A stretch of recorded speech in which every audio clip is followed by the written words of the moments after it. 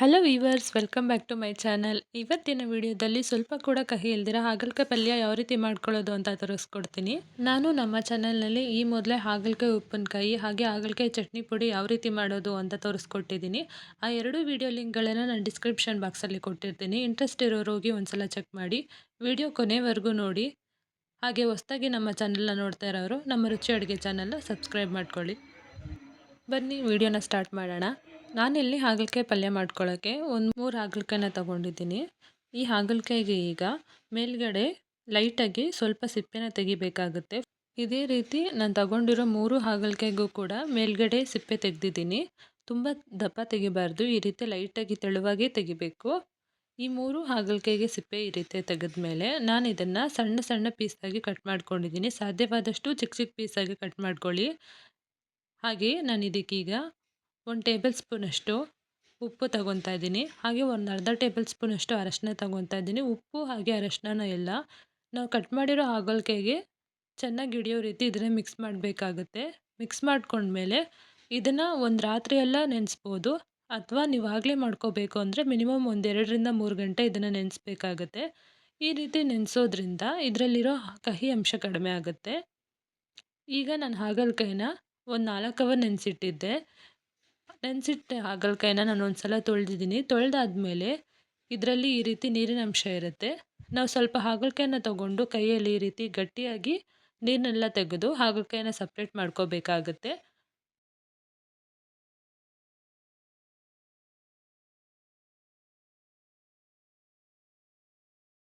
ಹಾಗಲಕಾಯಲ್ಲಿರೋ ನೀರು ತೆಗೆದಿರಾ ನಾವು ಹಾಗೆ ಪಲ್ಯಕ್ಕೆ ಹಾಕ್ಕೊಂಡ್ರೆ ನಾವು ಎಣ್ಣೆಯಲ್ಲಿ ಫ್ರೈ ಮಾಡ್ಕೊಳ್ಳೋವಾಗ ಹಾಗಲಕಾಯಿ ಎಲ್ಲ ಸಿಡಿಯುತ್ತೆ, ಹಾಗೆ ಅದು ಬೇಗ ಫ್ರೈ ಆಗೋದಿಲ್ಲ.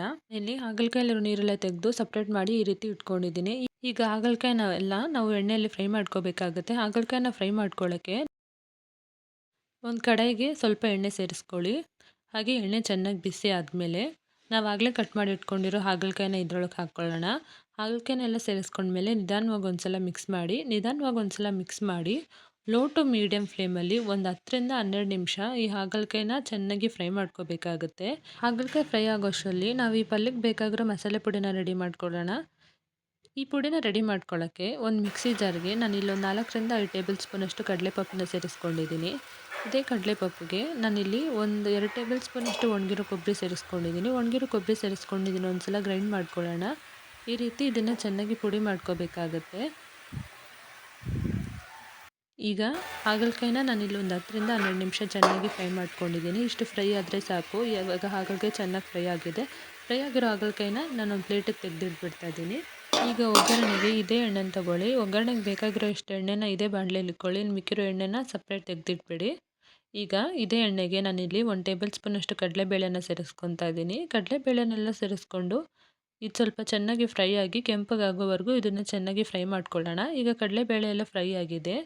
ನಾನು ಇದಕ್ಕೆ ಸಣ್ಣದಾಗಿ ಹಚ್ಚಿಟ್ಕೊಂಡಿರೋ ಒಂದು 2 ಈರುಳ್ಳಿನ ಸೇರಿಸ್ಕೊತಾ ಇದ್ದೀನಿ.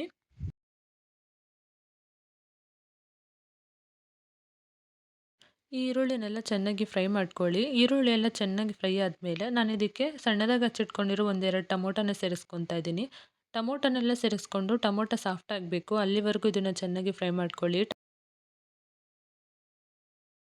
ನಾವು ಹಾಕಿರೋ ಟೊಮೊಟೊ ಎಲ್ಲ ಚೆನ್ನಾಗಿ ಫ್ರೈ ಆದಮೇಲೆ ನಾನು ಇದಕ್ಕೆ 1 ಟೇಬಲ್ ಸ್ಪೂನಷ್ಟು ಖಾರದ ಪುಡಿ ಸೇರಿಸ್ಕೊತಾ ಇದ್ದೀನಿ. ಹಾಗೆ ರುಚಿಗೆ ತಕ್ಕಷ್ಟು ಉಪ್ಪು ಕೂಡ ಸೇರಿಸ್ಕೊತಾ ಇದ್ದೀನಿ. ಇವೆಲ್ಲ ಸೇರಿಸ್ಕೊಂಡು ಇದನ್ನು ಒಂದ್ಸಲ ಚೆನ್ನಾಗಿ ಮಿಕ್ಸ್ ಮಾಡ್ಕೊಳ್ಳೋಣ. ಟೊಮೊಟೊನ ಈ ಗೊಜ್ಜಿಗೆ ಸೇರಿಸ್ಕೊಳ್ಳೋದ್ರಿಂದ ಪಲ್ಯ ಅಂತೂ ತುಂಬಾ ರುಚಿಯಾಗಿ ಬರುತ್ತೆ. ಹಾಗೆ ಸ್ವಲ್ಪ ಕೂಡ ಕಹಿ ಅನಿಸೋದಿಲ್ಲ. ಈಗ ನಾನು ಇದಕ್ಕೆ ಆಗಲೇ ಫ್ರೈ ಮಾಡಿ ಇಟ್ಕೊಂಡಿರೋ ಹಾಗಲಕಾಯಿ ಕೂಡ ಸೇರಿಸ್ಕೊತಾ ಇದ್ದೀನಿ. ಹಾಗಲಕಾಯಿನೆಲ್ಲ ಸೇರಿಸ್ಕೊಂಡು ಒಂದ್ಸಲ ಚೆನ್ನಾಗಿ ಮಿಕ್ಸ್ ಮಾಡ್ಕೊಳ್ಳಿ. ಇದನ್ನೆಲ್ಲ ಒಂದ್ಸಲ ಚೆನ್ನಾಗಿ ಮಿಕ್ಸ್ ಮಾಡ್ಕೊಂಡ್ಮೇಲೆ ಸ್ಟವ್ ಆಫ್ ಮಾಡಿ. ಸ್ಟವ್ ಆಫ್ ಮಾಡಿದ್ಮೇಲೆ ನಾವು ಆಗಲೇ ರೆಡಿ ಮಾಡಿ ಇಟ್ಕೊಂಡಿರೋ ಪುಡಿನ ಇದಕ್ಕೆ ಹಾಕ್ಕೊಂಡು ಒಂದ್ಸಲ ಚೆನ್ನಾಗಿ ಮಿಕ್ಸ್ ಮಾಡ್ಕೊಳ್ಳಿ.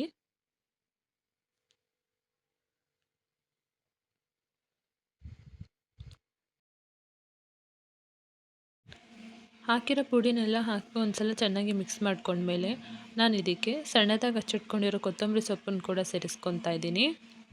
ಈ ಕೊತ್ತಂಬರಿ ಸೊಪ್ಪನ್ನೆಲ್ಲ ಸೇರಿಸ್ಕೊಂಡು ಇನ್ನೊಂದ್ಸಲ ಮಿಕ್ಸ್ ಮಾಡಿಕೊಂಡ್ರೆ ಹಾಗಲಕಾಯಿ ಪಲ್ಯ ರೆಡಿನೇ ಆಗಿಬಿಡುತ್ತೆ. ನೋಡಿದ್ರಲ್ಲ ಸಿಂಪಲ್ಲಾಗಿ ಹಾಗಲಕಾಯಿ ಪಲ್ಯ ಯಾವ ರೀತಿ ಮಾಡೋದು ಅಂತ.